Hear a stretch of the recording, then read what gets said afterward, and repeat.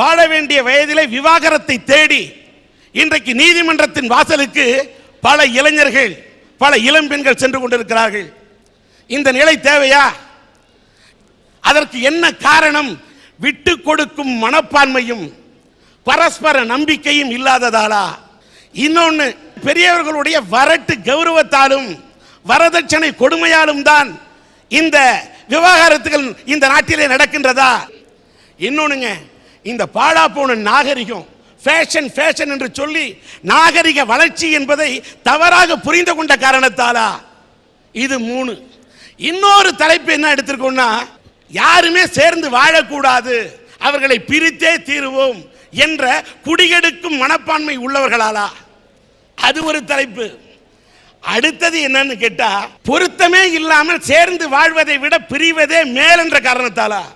இப்படி 5 கோணங்கள் கொண்டு இங்கே அலச இருக்கின்றார்கள்.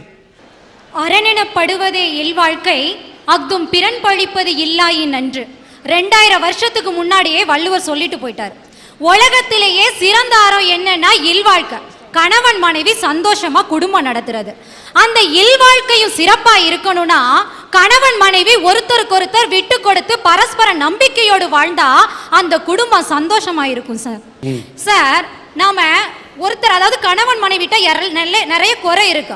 அந்த குறைய சொல்லும் போதும் நம்ம சொல்லக்கூடிய முறை ஒண்ணு இருக்கு சார். ஒரு அன்பா, ஒரு பண்பா, ஒரு அனுசரணையா, இடம் பார்த்து பொருள் அறிஞ்சு சொன்னோம் அப்படின்னு சொன்னா எப்பேற்பட்ட குறை உள்ளவனா இருந்தாலும் சரி அவன் திருந்துறதுக்கு சான்ஸ் இருக்கு. ஆனா எடுத்தேன் கவுத்தேன்னு சொல்லிட்டு பட்டு பட்டுன்னு பேசிட்டு சட்டு சட்டுன்னு பொட்டையை தூக்கிட்டு அம்மா வீட்டுக்கு போனா அங்க விவாகரத்து தான் சார் முடிவா இருக்கும். இன்னைக்கு கணவன் மனைவிக்குள்ள பிரச்சனை வருது அப்படின்னு சொன்னா என்ன அவன் மதிக்க மாட்டேங்கிறா, என்ன அவர் மதிக்க மாட்டேங்கிறாரு, இதுதான் சார் இன்னைக்கு முக்கிய பிரச்சனையா இருக்கு. நாம மரியாதை கொடுக்கறது, வெளிப்படையா நாம செயல்கள் செய்யறோம். அதாவது ஒரு கணவன் வந்த உடனே எந்திரிச்சு நின்று கை கட்டி அது நின்னாதான் மரியாதை அப்படிங்கிறது கிடையாது. அது மற்ற உறவுகளுக்கு கொடுக்கக்கூடிய மரியாதை. ஆனா ஒரு கணவனுக்கு மனைவியும், ஒரு மனைவிக்கு கணவனும் மனசுல மரியாதை தரணும் சார். அப்பதான் அந்த வாழ்க்கை சந்தோஷமா இருக்க முடியும். அது இல்லாம போகும்போது, புரிஞ்சுக்காம போகும்போது தான் அந்த வாழ்க்கை விவாகரத்துல போய் முடியுது சார்.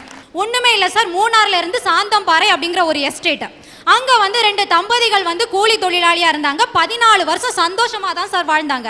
எந்த ஒரு பிரச்சனையும் அவங்ககிட்ட கிடையவே கிடையாது. ஆனா ஒரு சின்ன வாய் தகராறு அது அவங்களை எந்த நிலைக்கு கொண்டு போய் விட்டதுன்னு தான் நமக்கு முக்கிய மேட்ரு. ஒண்ணுமே இல்ல, அவன் சாப்பிட உட்காரான் சார். உடனே அவன் கேட்குறான், என்னம்மா டெய்லி இதையே சமைச்சு வைக்கிறியே, ஒரு நாக்குக்கு ருசியா ஒரு கறிமீன் சமைக்க கூடாதா அப்படின்னு கேட்குறான். இவ சரிங்க நான் நாளைக்கு சமைச்சிடறேன் அப்படின்னு சொன்னா அதோட அவன் மேட்ரு முடிஞ்சிருக்கும்.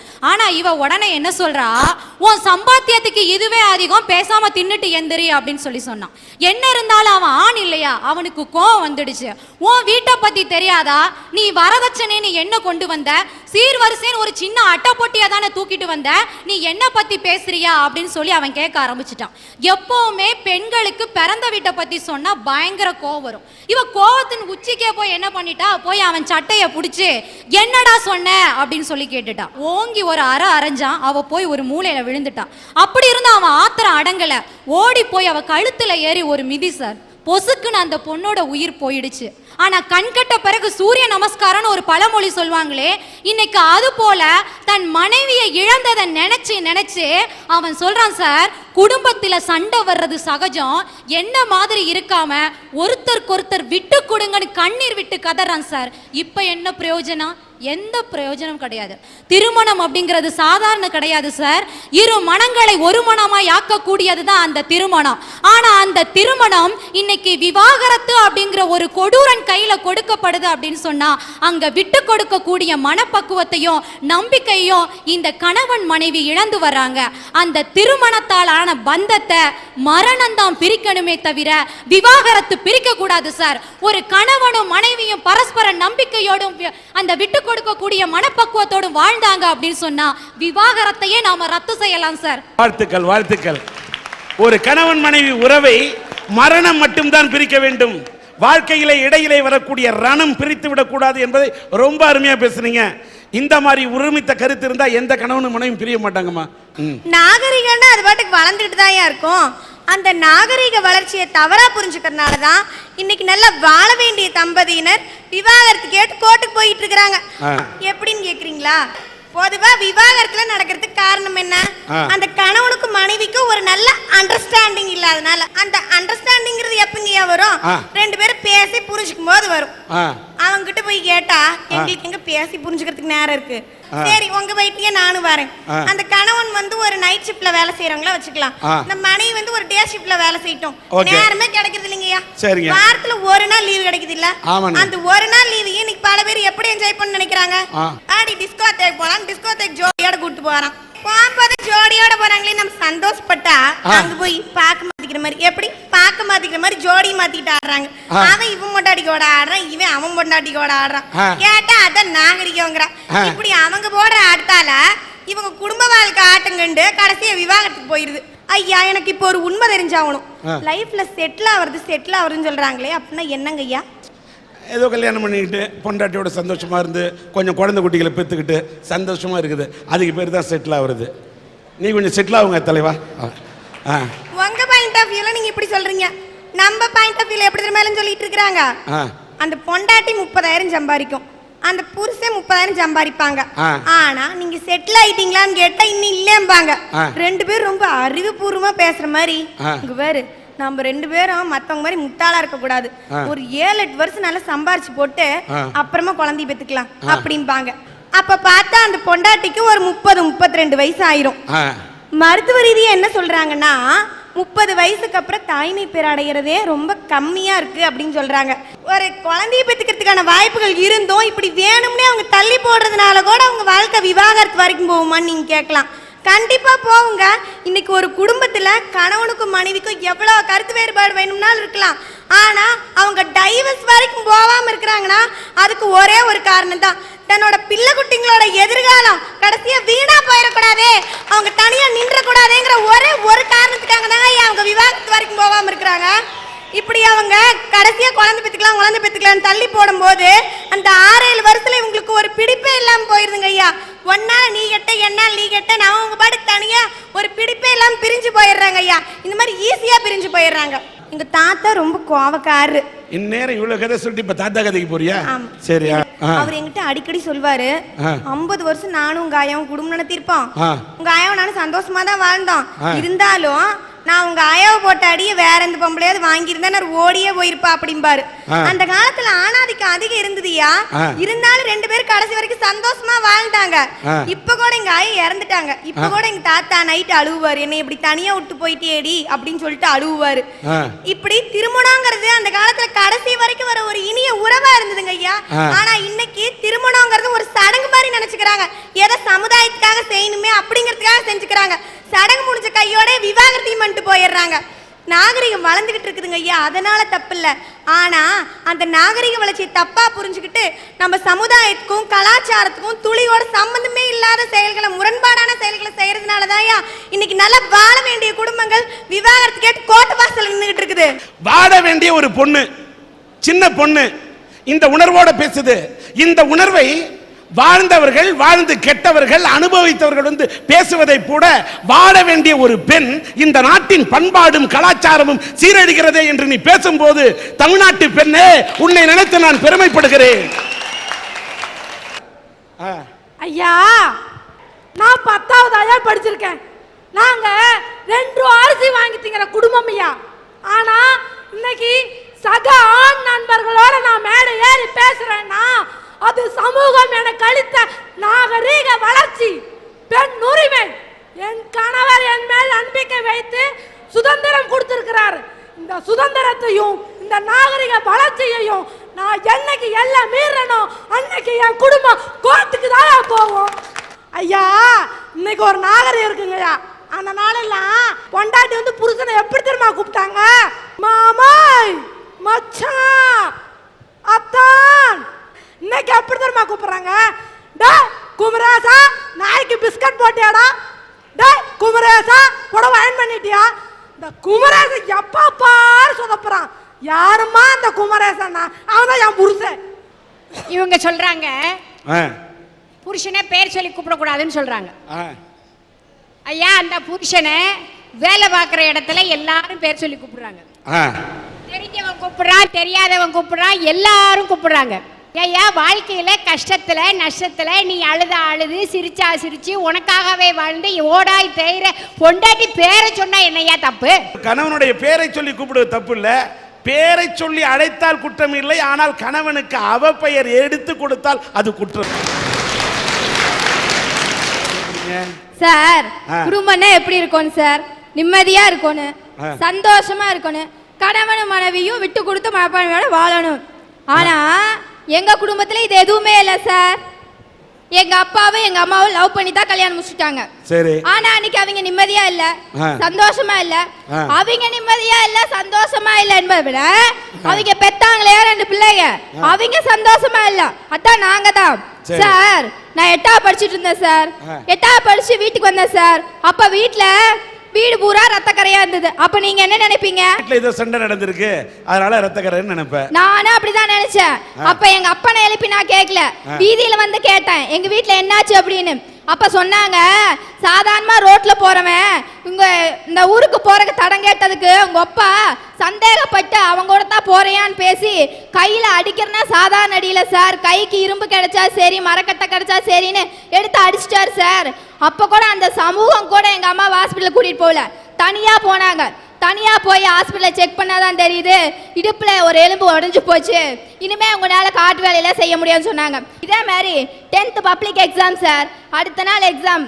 அந்த அன்னைக்கு நைட்டு வீட்டில் ஒரு வேளை சாப்பாட்டுக்கு ஒரு வேளை கஞ்சிக்கு சாப்பிட்றதுக்கு வழி இல்லை சார். எங்கள் அப்பா குடிச்சிட்டு வந்தார். அப்போ எங்கள் அம்மா கேட்டாங்க, இப்படி குடிச்சிட்டு வரையே படிக்கிற பிள்ளைங்க பசங்களுக்கு சாப்பிட்றதுக்கு ஒரு வேளை கஞ்சி இல்லையான்னு கேட்டாங்க.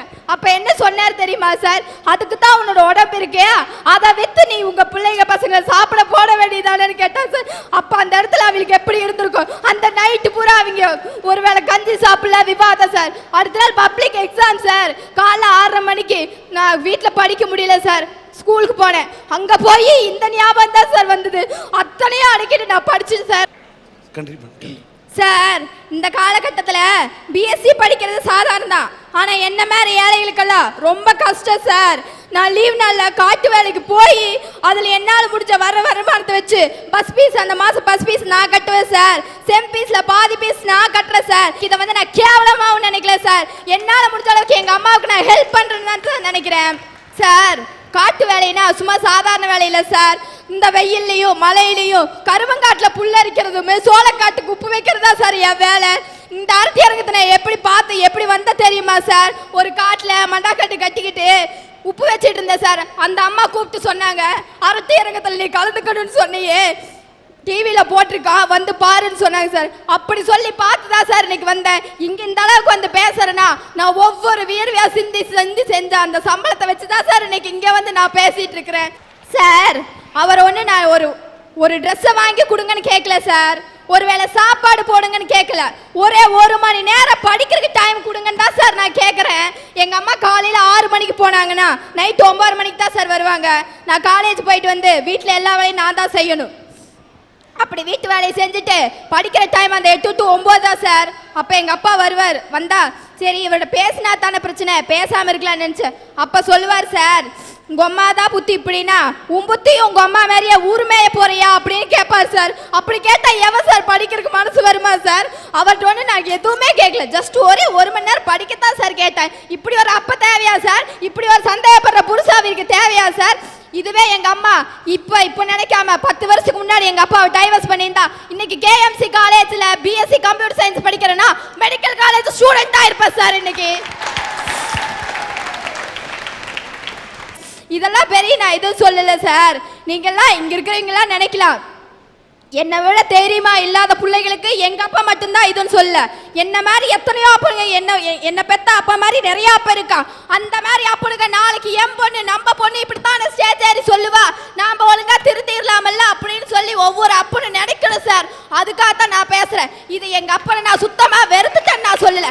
இதை பார்த்தாவது எங்க அப்பா திருந்துவா சார், திருந்தணும் அப்படிங்கிறக்காகத்தான் பேசுறேன். இதை பார்த்து சே இவ இப்படிதானா அடுத்த கல்யாணம் பண்ணிக்கலாம்னு சொன்ன நினைச்சாலும் அவர் அடுத்த கல்யாணம் பண்ணிக்கிட்டாலும் எனக்கு சந்தோஷம் தான் சார். இந்த பெண்ணோட நிலைமை இப்படி இருந்தா, இப்படி ஒரு அப்பன் இருந்தா, இப்படி ஒரு கணவன் இருந்தால் ஒரு மனைவி என்ன செய்வாள்? விவாகரத்தை தேடி போகாமல் அந்த பெண்ணால வாழ முடியும்? இந்த பொண்ணோட கண்ணீராவது அந்த கல் நெஞ்சத்தை மாத்தாதா அப்படின்னு அந்த பொண்ணு கதறுது, அந்த உள்ளம் பதறுது. அந்த பொண்ணு காட்டு வேலைக்கு போய் படிச்சதுன்னு சொல்லும்போது தான் படிக்கக்கூடிய படிப்புக்காக காட்டு வேலைக்கு செல்லக்கூடிய இந்த பெண்ணை பார்த்து உண்மையில் நான் பெருமைப்படுகிறேன். சார், எங்க அம்மாவுக்கு ஒரு தங்கச்சி இருந்தாங்க சார். அவங்க வந்து பெத்தவங்களா பார்த்தா கல்யாணம் முடிச்சு வச்சாங்க. ஆனா அவங்க வீட்டுக்காரர் என்ன பண்ணுவார் தெரியுமா சார்? யார்ட்டையும் நீ பேசக்கூடாது, எங்கிட்ட மட்டும்தான் பேசணும். வெளியே கூட்டிட்டு போறனா கூட அவர் ஜெயிலு கைது கூட்டிட்டு போற மாதிரி தான் கூட்டிட்டு போனாங்க. அப்போ அவங்க கூட 4 வருஷம் குடும்பம் நடத்தினாங்க. அவங்க ஒன்று பண்ணியிருக்கலாம், நான் என் பெத்த வீட்டுக்கு போறேன்னு சொல்லி வந்திருக்கலாம், இல்லைன்னா கோர்ட்ல டைவர்ஸ் வாங்கிக்கிறேன்னு சொல்லி கொடுத்துருக்கலாம். அவங்க அதை எதுவுமே பண்ணல சார், அங்கேயே வாழ்ந்து தற்கொலை பண்ணிட்டாங்க சார். இப்படி எங்க அம்மா செஞ்சிருந்தாங்கன்னா ஒருவேளை சாப்பாடு வாங்கி தர கூட இல்லாத எங்க அப்ப எங்களை எப்படி சார் இந்த அளவு படிக்க வைப்பாரா சார்? அனாதையா நாங்கள் நடத்துறோம் இப்போ தானே. இப்படி ஒரு வாழ்க்கை வாழணுமா சார்? இப்படி ஒரு புருஷன் தேவையா சார்? இந்த பையன் பேரு பரணிதரன். அவங்க அம்மா ஒரு பூ வைக்கக்கூடிய ஒரு பெண்மணி. இந்த 8 வயசு சிறுவன், அந்த 8 வயதில் இந்த சிறுவனுக்கு ஆண்டவன் கொடுக்கக்கூடாத ஒரு சோதனையை கொடுத்திருக்கிறான். இதயத்தில் ப்ராப்ளம். அந்த இதயத்துக்கு ஆப்ரேஷன் பண்ணோம், மாற்று அறுவை சிகிச்சை பண்ணணும். அந்த அறுவை சிகிச்சை பண்ணாதான் இந்த பையனுடைய இதயம் பாதுகாக்கப்பட்டு பழுதடைந்திருக்கக்கூடிய அந்த இதயத்தை பாதுகாத்து இந்த பையனை வளர்க்க முடியும். தன்னுடைய குழந்தையை காப்பாற்றுறதுக்கு முடியாமல் இந்த அம்மா கஷ்டப்பட்டு இருக்காங்க. அப்போ பள்ளிக்கூடத்து ஆசிரியை நம்ம பேர் சாக்லின் 98,000 ரூபாய் செலவாகுனதும் 45,000 ரூபாய் இவரும் இந்த அம்மாவுடைய கணவர் ஆரோக்கியநாதன் அவர் முயற்சி செய்து 45,000 ரூபாயை இந்த பையனுடைய ஆபரேஷனுக்காக அவங்க வசூலித்து கொடுத்துருக்காங்க. என் கூட பிறந்தவங்க எல்லாம் இருந்தும் எனக்கு எந்த உதவியும் இல்லை. உங்களை நாடி நான் வந்திருக்கிறேன். என் பையன் உயிரை காப்பாற்றி கொடுக்கணும்.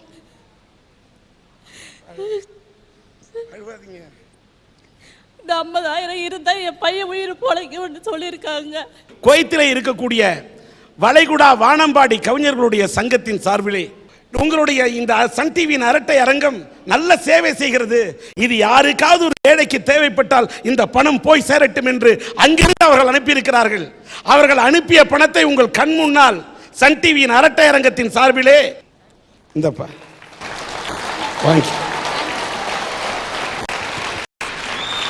சித்ரா மோகன் அவர்கள் ஒரு 10,000 ரூபாயை இந்த மாணவனுக்கு உங்க திருக்கரத்தாலே கொடுங்கம்மா. நன்றிம்மா.